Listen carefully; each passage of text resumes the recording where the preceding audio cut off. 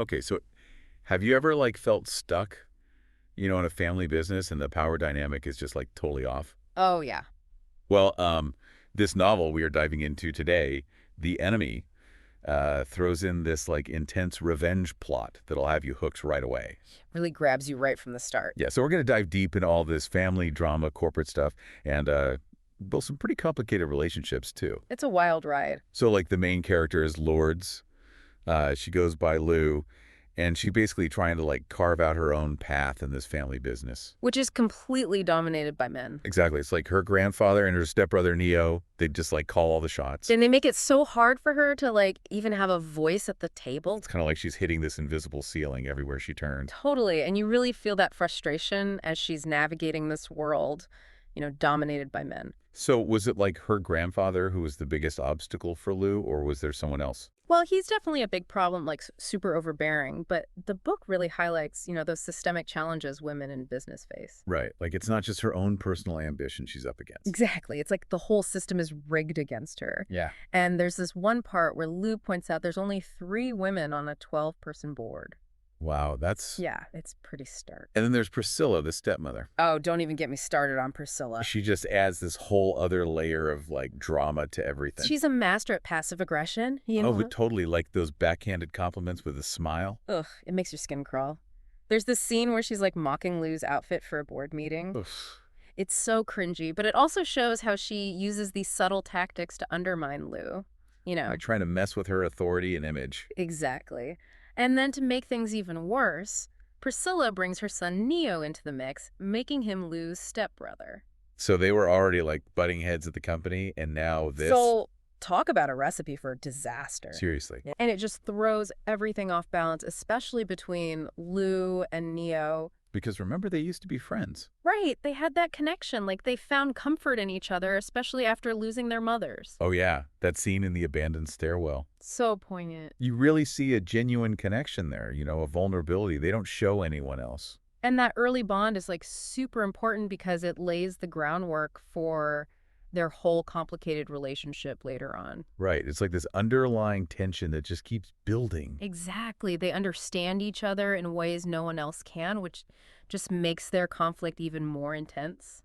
Absolutely. And then to make things worse for Lou, it seems like Neo just steps into the role she always wanted. Both in the family and the business. Yeah. It's like she's watching someone else live out her dream. And that resentment just eats away at her. Which leads to her wanting revenge. Right. Exactly. That resentment fuels her desire to, like, get back at everyone she thinks has wronged her. It starts small, but then it escalates quickly. It's like a snowball effect, So, like, how does she start her revenge plan?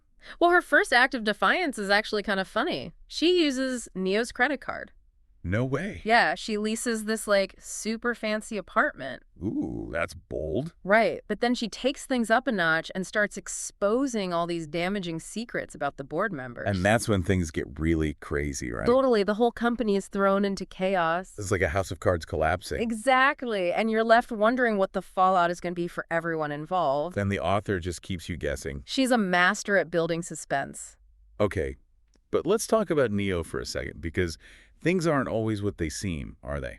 Definitely not with Neo. He's got his own secrets going on. Oh, yeah. He's playing a whole different game. So is he actually the enemy, or is there something else going on? Well, on the surface, he seems to be thriving, But underneath it all, he's got his own plan. And it's not what you might think. Oh, this is getting interesting. Right. And this is where things get really juicy. We find out that Neo's friend Tatum is actually his real target. Whoa. Yeah, and the reason behind it is a total bombshell. It'll completely change how you see Neo. Okay, now I really need to know what happens. You and me both. Yeah, it really makes you question, like, everything you thought you knew about him. And about his relationship with Lou, too. Oh, totally. It's like, is he really trying to protect her, or is there something else going on? Right, like, what are his true motivations? That's what makes him such a fascinating character. You just can't pin him down. Okay, so let's talk about one of the most intense moments in the book, that elevator scene. Oh, yeah, the elevator. It's like all this tension just explodes. It's electric. So you've got Lou and Neo stuck in this tiny space. Yeah. All their past resentments, their attraction, it's all right there. It's like a pressure cooker just waiting to blow. The way the author describes it, you can practically feel the tension, Oh, absolutely. And the way they're, like, so aware of each other's presence. It's almost suffocating. but in a good way. Yeah, that makes sense. Totally. And then, of course, there's the kiss. That's like the climax of all that built-up tension, right? Exactly. It's this moment of pure vulnerability where all their defenses just crumble.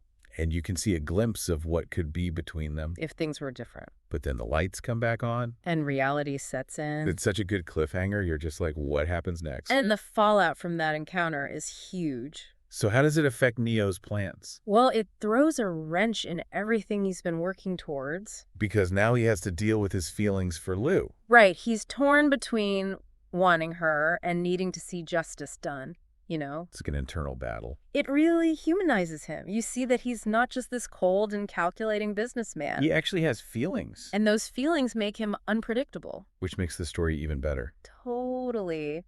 There's this one scene where Neo's watching Lou from a distance. Oh, I remember that. And you can just sense his regret and his protectiveness. He clearly cares for her a lot. Even if he can't admit it. But Lou's not just sitting around waiting for him to figure things out. No, she's still on her own mission. Determined to get answers. And maybe a little revenge, too. She's not afraid to take risks.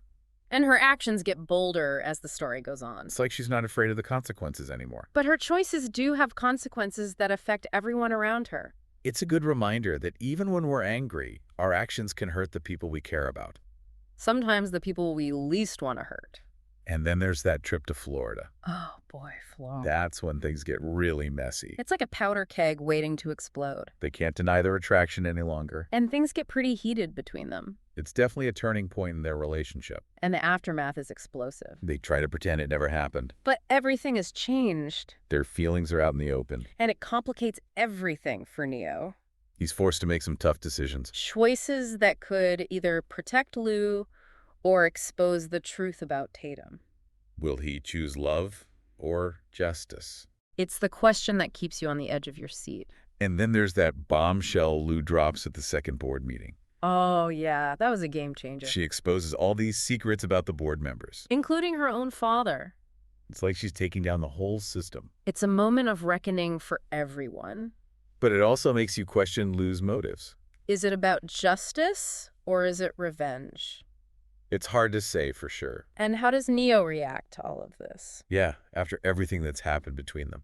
Well, at first he's angry and betrayed, you know? He feels like Lou has ruined everything. It's understandable. But then he starts to see things from her perspective. Maybe there's still hope for them. It's clear they have a deep connection. But can they overcome all the baggage? That's the big question. And just when you think things can't get more complicated. The author throws in another twist. Of course. That gossip website leak. Oh man, that changes everything. It forces everyone to face the truth head on. It's like throwing gasoline on an already raging fire. And everyone's scrambling to protect themselves? Reputations are on the line. Then you've got Lou's father, Richard, finally confronting Neo. Oh, that confrontation is intense. You can just feel the history between them. Years of unspoken resentment. It all comes pouring But out. Priscilla doesn't make things any easier. Oh no, Priscilla. She is livid. Blaming Lou for everything, of course. Trying to save face. It's all about appearances with her. But then there's this interesting conversation between Neo and his half-sister Celeste. Oh, yeah, that's a pivotal moment for Neo. She gives him a whole new perspective on his father. And their family history. It's like a missing piece of the puzzle falls into place. Helping Neo understand why his father did the things he did. And with this new understanding, Neo decides to come clean to Richard. He reveals everything about his plan to take down Tatum. And about how he was trying to protect Lou. It's a huge risk. But he's tired of keeping secrets. He lays it all out there. So what about Lou? Where is she during all of this? She's kind of gone off the grid, you know? Hiding out. Yeah, with Chloe. Trying to process everything that's happened. She needs some space. And then her father comes to see her. That's such a powerful scene. Richard finally admits his mistakes. And his regrets. He tells her why he made the choices he did. Even marrying Priscilla. It was all to try and protect Lou's future in the company. Twisted, but in a way it makes sense. They both realize their relationship is damaged. But there's a chance for healing. And what about Neo? Does he try to find Lou? He does. He goes to her wanting to explain everything. Oh, wow. He tells her how he used his trust fund to secure her apartment. Seriously? Yeah, he wanted her to have everything. That's actually really sweet. It shows how much he cares. So, after all this drama, do Lou and Neo end up together? Well, the author leaves it kind of open-ended. Really? Yeah, they embrace, and admit their love, but there's still uncertainty. It's not a fairy tale ending. It's realistic, life is messy. It doesn't always tie things up in a neat little bow. Exactly, and that's what makes this book so compelling. It stays with you long after you finish reading. So what are some of the big takeaways from The Enemy? Well, for me, it's about understanding people's motivations. Yeah, you can't just label someone as good or bad. There's always more to this story, And it also shows how our choices have consequences. even when we think we're doing the right thing. Sometimes we hurt the people we care about most. It's a powerful reminder to be mindful of our actions, And I think ultimately it's a story about hope. even in the face of betrayal and pain. Love can still find a way. That's beautiful. Well, that wraps up our deep dive into The Enemy. We hope you enjoyed this wild ride with us. It's been a fascinating journey. What resonated with you the most? What questions are you left with? Leave a comment below and let us know. And if you liked this deep dive, don't forget to subscribe and share it with your friends. Until next time, happy reading.